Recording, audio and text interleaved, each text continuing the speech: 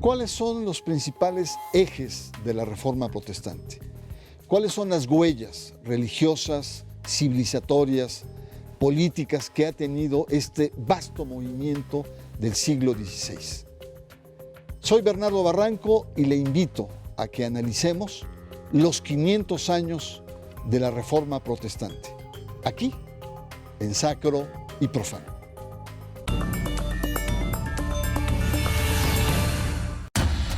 El 31 de octubre de 1517, el monje agustino Martín Lutero clavó una propuesta a las puertas de la iglesia de Wittenberg, Alemania, para debatir la doctrina y práctica de las indulgencias. Esta propuesta fue popularmente conocida como las 95 tesis. Fue el inicio una gesta de protesta que vulneró a la institución eclesiástica católica entonces, cuya cabeza era el Papa León X. En 2017 se cumplen 500 años de la Reforma Protestante, un hecho que ha permanecido en la memoria histórica como el punto de partida del amplio movimiento social, político y religioso. Además del cisma en el cristianismo, a la Reforma Protestante se le atribuye el origen de la modernidad, porque tuvo un alcance inusitado en el tiempo y el espacio en el fin de la Edad Media europea. En algunos países es fiesta nacional. Hasta el siglo XX las iglesias luteranas celebraban el Día de la Reforma, el 31 de octubre, sin importar el día de la semana que fuera. Hoy día, la mayoría de las iglesias protestantes trasladan la fiesta para que pueda caer en domingo,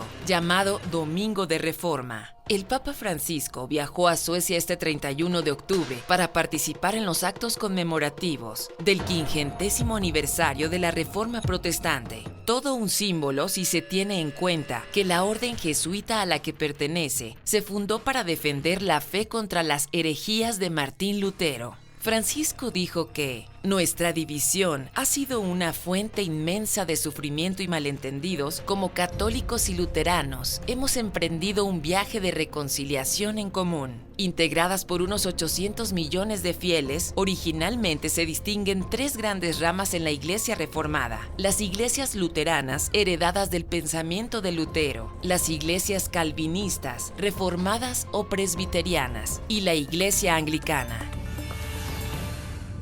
Bienvenidos a Sacro y Profano, muy buenas noches. Tenemos un tema verdaderamente importante, sobre todo en la historia del cristianismo, que son la celebración de los 500 años de la Reforma Protestante. Como todos sabemos, dejó una huella profunda en la cultura religiosa del cristianismo. Y vamos a ver en qué consiste y cuáles son sus principales ejes. Por lo cual yo agradezco mucho tu presencia, Carlos Martínez García, compañero en la jornada, investigador del Centro de Estudios del Protestantismo en México. Explícanos en qué consisten estos 500 años y su importancia del protestantismo. Bueno, estos 500 años marcan el inicio de una ruptura con la Iglesia Católica Romana, ruptura que trajo distintas consecuencias en el plano religioso, pero no nada más ahí, sino también cultural, político, económico, ideológico. Habría que decir que Lutero no surge en un vacío, sino que ya había habido distintos intentos a lo largo de la historia de la Iglesia Católica por reformarla. Lutero es, dijéramos, distinto en el sentido de que tiene éxito por distintas circunstancias. Una de ellas es que sí tiene el apoyo político de un sector que impide que este reformador sea acallado e inclusive llevado a juicio inquisitorial. La importancia, me parece a mí, es porque no solamente es un acontecimiento religioso, sino, como dije, también tiene consecuencias culturales para todo Occidente y en un sentido, dijéramos, más allá de eso. Lutero introduce a partir de un entendimiento teológico ciertos principios que vienen a ser de ruptura con la antigüedad, inicio de la era moderna, que son libre examen, aunque él aplicado a las cuestiones bíblicas, pero ese principio aplicado a todo trae muchas consecuencias. Hay celebraciones en una parte y en otras no. en quienes nos identificamos culturalmente con la ruptura de Lutero, me parece que sí es de celebrar, porque tiene aportes para la cultura en general. Uno de ellos, por ejemplo, es la democratización del conocimiento. Primero sí lo religioso, pero también más allá. Después vamos a profundizar, Carlos, aspectos y contenidos. Ángela Trejo, muchas gracias por estar acá con nosotros también. Importante conocer, sobre todo desde tu sensibilidad como pastora de la Iglesia Luterana. Me gustaría preguntarte, ¿cuáles son las rupturas y los principales ejes, ya lo que estaba empezando a comentar también Carlos, para entender esta reforma protestante? Considero que una de las principales rupturas es la posibilidad de tener muy cerca el texto bíblico a partir de una traducción a los idiomas, al alemán, que fue lo primero que se hace, y después una posibilidad de interpretación de parte de las personas, de hombres y de mujeres. También la libertad de conciencia que se maneja dentro de este aspecto de la reforma protestante es muy importante porque va a dar una importancia vital para el ser humano, donde hombres y mujeres pueden tener la opción de pensar, de reflexionar, incluso de conocer más allá de lo que la misma iglesia en ese momento estaba aportando. Y esto va a llevar a la larga la cuestión de los derechos humanos y la cuestión de los derechos de los hombres y de las mujeres. Considero que también es muy importante el sacerdocio universal.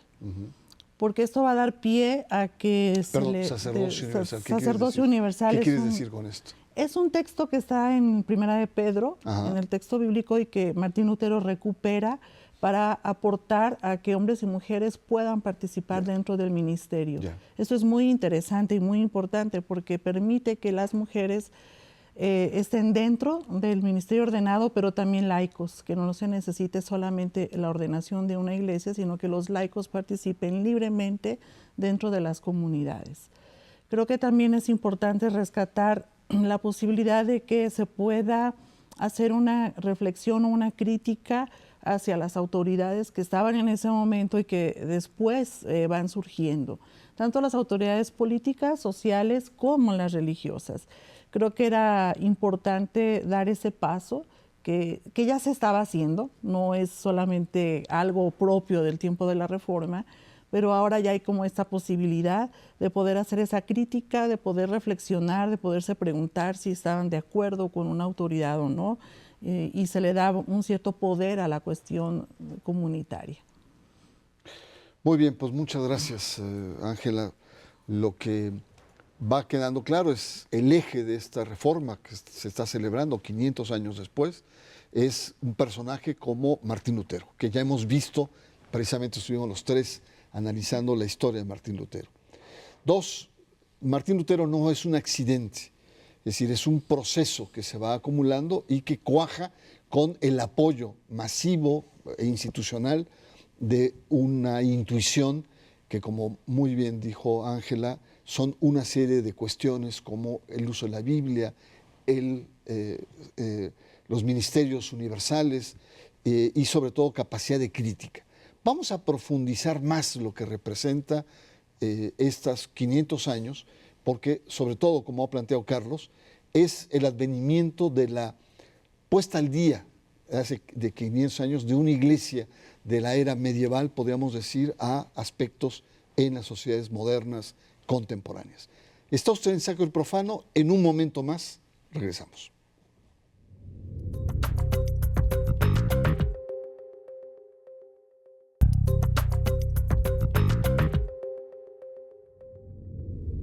Regresamos, estamos con los 500 años de la Reforma Protestante, un evento muy importante que se dio en Europa y que estamos viendo las consecuencias. No solamente es un tema de historia, sino es un tema que atañe la vida contemporánea de muchas iglesias, incluyendo la Iglesia Católica.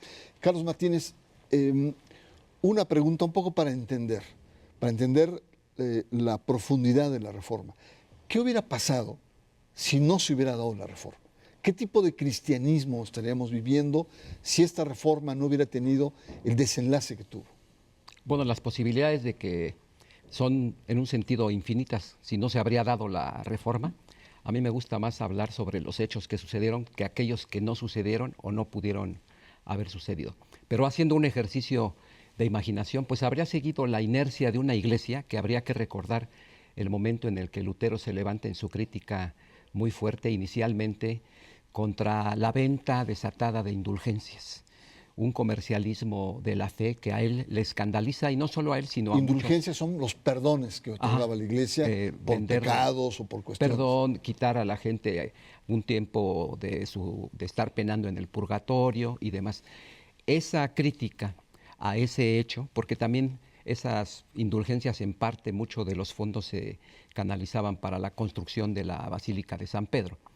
Y el exacerbado también clericalismo, un oscurantismo, un control sobre las conciencias de las personas. También habría que recordar, en el caso de Alemania tiene éxito Lutero, por el pueblo se identifica con él acerca de también no estar enviando, dijéramos, la riqueza de Alemania a Roma. Obviamente también la cuestión de la libertad de conciencia habría sido, dijéramos, frenada si Lutero, como otros reformadores, hubiera sido derrotado. Entonces me parece a mí que el ejercicio, dijéramos, un poco como que regresando a aquel tiempo y imaginando lo que habría podido suceder, era la continuación de una iglesia medieval, oscurantista, dominadora, obviamente también, como ya dije, con un exacerbado clericalismo, cerrazón a la participación del pueblo y, en fin, muchísimas otras consecuencias que no tenemos tiempo para desarrollar. Evidentemente la iglesia, la iglesia católica era el centro del poder también, poder político, cultural, simbólico. ¿Qué aspectos ha modificado esta reforma y qué vicios continúan en esta gran estructura de la iglesia? Considero que la Iglesia Católica ha tenido avances muy buenos, sobre todo en la parte de las comunidades de base, en un deseo porque el pueblo laico pueda tener participación. Respetaron esta cuestión del idioma original de cada pueblo. Se lee la Biblia en muchas iglesias ya en el mundo. Eso es muy bueno. La participación de las mujeres, aunque no sean reconocidas, está siendo muy fuerte dentro de estas comunidades. Los vicios que podemos seguir observando es, bueno, una estructura muy monarcal, si se pudiera decir así la palabra, muy patriarcal todavía. Hay decisiones que vienen desde el Vaticano que no siempre se consultan. Hay una postura moral y ética que muchas veces no va de acuerdo a cómo se va moviendo el mundo, y no siempre hay una respuesta adecuada a las nuevas posturas que la misma iglesia está enfrentando. Entonces creo que ese es uno de los vicios que nosotros podemos observar y que podemos ver, por lo menos desde este lado donde yo estoy parada, ¿no? Que es una situación un poco complicada también decir desde mi lado lo malo que yo veo, cuando puede haber una respuesta. Pero me queda ¿no? muy claro que lo planteas, hay una predominancia de un clericalismo, sí, y de un absoluta patriarcado, por así decirlo. Una de las cuestiones, Carlos, que se plantea, y que lo planteó Max Weber, el fundador de la sociología moderna, es que en la modernidad el capitalismo no hubiera sido posible sin este nuevo espíritu que aportó los diferentes movimientos reformistas y las iglesias reformistas. ¿Qué opinión te merece? ¿El capitalismo en su corazón, en su esencia, tiene parte de esta espiritualidad o de esta actitud histórica del protestantismo? Bueno, uno de los principios del protestantismo es que toda actividad humana, vamos a decirlo así, es sagrada, no solamente la parte dedicada al trabajo eclesial o clerical. En ese sentido, el trabajo no es un castigo, sino es un don para desarrollar, para el bienestar de la persona, para el bienestar de la comunidad. También en eso va, junto con esta idea, la cuestión de una vida frugal, el ahorro y demás. El culto al trabajo. El trabajo, claro, como algo, parte de la manifestación de la divinidad del ser humano, o una parte de esa divinidad. Me parece que esos principios están ahí, siguen presentes de una o de otra manera, y que ha habido a veces mucho reduccionismo al leer a Max Weber, un poco así como diciendo que ese es el germen, ese es el origen y todos los males del capitalismo se deben a esta ética protestante. Yo creo que no es así. Es una parte de la explicación, como dije, de la ética del trabajo, pero ya cómo se usa esa riqueza o la explotación que conlleva, me parece a mí que tanto la primera generación de reformadores criticaron severamente que hubiera pobreza, que hubiera explotación. Es, vamos a decirlo así, un producto no deseado, quizá, de la reforma, o una idea de esta idea del trabajo y todos sus frutos, una secularización de esa idea y un uso indiscriminado de la riqueza que produce. Eso a mí me parece que habría que matizarlo para no, como dije, por un lado, reducir el planteamiento de Max Weber y por el otro lado comprender cuál era la visión que tenían estos reformadores del trabajo. Y no achacarle al protestantismo sobre todo esto, los cuando son muchos otros defectos, efectos, ¿no? O fenómenos confluyentes para producir lo que es finalmente el capitalismo. Ángela, a partir de la Reforma hay un gran auge de las iglesias protestantes, de todo este nuevo espíritu, de este espíritu reformador. ¿Cómo ves? Y ahora, 500 años después, todo este auge como pareciera ser que se ha ido desvaneciendo o ha ido enflaqueciendo. ¿Cuál es tu perspectiva? Yo sé que en 2 minutos es complicadísimo, pero hagamos un ejercicio. Bueno, yo creo que las iglesias protestantes muy pronto se van acomodando a un sistema que el mundo va imponiendo también, aunque hay una postura de renovar ciertos aspectos. No creo que haya un decaimiento. Creo que nos acostumbramos, tal vez se nos ha olvidado un poco reformarnos, pero hay comunidades que insistimos en seguirnos reuniendo en un mundo posmoderno, donde podemos vernos por lo menos una vez a la semana. Considero que eso es una comunidad de resistencia ante una situación tan complicada que el mundo está viviendo ahora.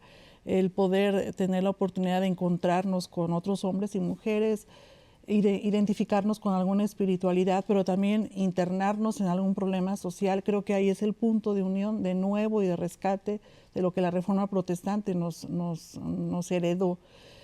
Puede haber de manera institucional y en liderazgos un decaimiento, creo que sí lo hay. Pero dentro institucional, diríamos. Institucional, pero dentro de las comunidades, la gente en común, pensamos que puede seguir adelante. Muy bien, pues muchas gracias, muy interesante ver, surge en estos 500 años un movimiento reformador que hemos visto no solamente tiene una huella en lo que es el cristianismo como tal, en las propias iglesias, sino también en la estructura civilizatoria, por así decirlo, con el advenimiento de la modernidad en su versión capitalista, aunque yo estoy muy claro, no le achaquemos al protestantismo, digamos, defectos o desviaciones que tuvo el sistema capitalista. Y sobre todo, un aspecto muy importante que fue un movimiento que no solamente construyó nuevas formas de ser cristiano, sino también ayudó a depurar a la propia Iglesia Católica gravísimos defectos que tenía, como el tema de las indulgencias, que sigue siendo polémico en la actualidad. Está usted en Sacro y Profano. Le invito a que hagamos una pausa para el cierre final.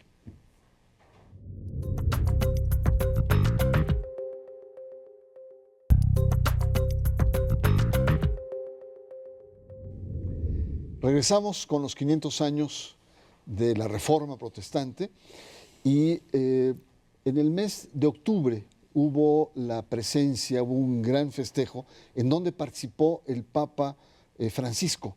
Ángela, ahí planteó que la Biblia fue liberada para los cristianos. ¿Qué evaluación haces de la presencia de Francisco en estos festejos que hubo en Suecia? Se reunió el Papa Francisco y el obispo presidente de la Federación Luterana Mundial, palestino él, Mounib Jounam.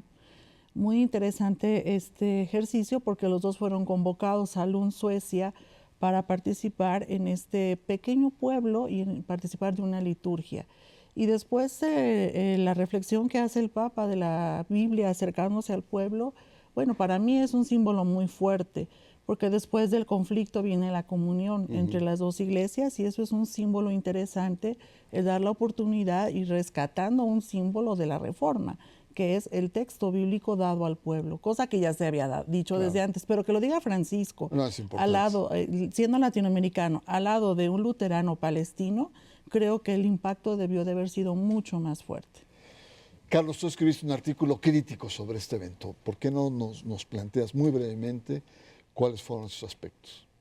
Bueno, me parece que en este acto al que se hacía referencia, casi la prensa internacional como que destacó la apertura de Francisco, pero en realidad quien ganó entonces fue Lutero, porque si se hace este reconocimiento como se hizo, creo que se debió haber enfocado que realmente el triunfador histórico y cultural fue Martín Lutero, y me parece que así es. En cuanto al artículo, yo sí creo que este Papa es muy mediático, muy efectista y bueno para comunicar, pero que las intenciones que se manifiestan y que se publican en la prensa no tienen mucha carne, no bajan a la tierra, vamos a decirlo así. Falta concretarlo. Y en este sentido nada más me parece que es más eso que realmente un acto ecuménico. Muy bien, pues llegamos a la parte final. De manera muy breve les pido sus conclusiones. ¿Qué con los 500 años de la Reforma Protestante? Ángela. Continuar reformándonos como iglesia, buscar la comunión con los grupos religiosos y ser incidentes en los tiempos violentos que la sociedad vive. Muchas gracias por tu presencia aquí en Sacro y Profano. Carlos, tus reflexiones finales sobre este tema. No la reforma como un hecho consumado, sino como algo vivo. Es decir, que las mismas iglesias protestantes que se reivindican o que se reconocen con esos principios, los tienen que estar actualizando y reformándose a sí mismas, porque si no se petrifica, se institucionaliza, y la crítica sería igualmente válida o es igualmente válida a una iglesia petrificada en el siglo XVI como iglesias hoy mismo esclerotizadas que no viven, vamos a decirlo, estos principios de la Reforma. Muy bien, yo les agradezco mucho su presencia aquí en Sacro y Profano. Yo creo que lo que me queda claro es que este gran movimiento en el siglo XVI es un movimiento de reforma que sigue vigente, pero que al mismo tiempo ha dejado una profunda huella en la civilización del mundo occidental, particularmente cristiano, y que permitió la apertura de nuevas sensibilidades religiosas dentro del cristianismo, pero también a depurar aspectos. Y que en este momento vivimos una tensión de cercanía y lejanía, lo que se llama la ecumenia, es decir, el ecumenismo, la cercanía de estas percepciones. Yo agradezco mucho su presencia aquí en este programa y, por supuesto, le invito a que la semana que entra nos encontremos nuevamente aquí en Sacro y Profano.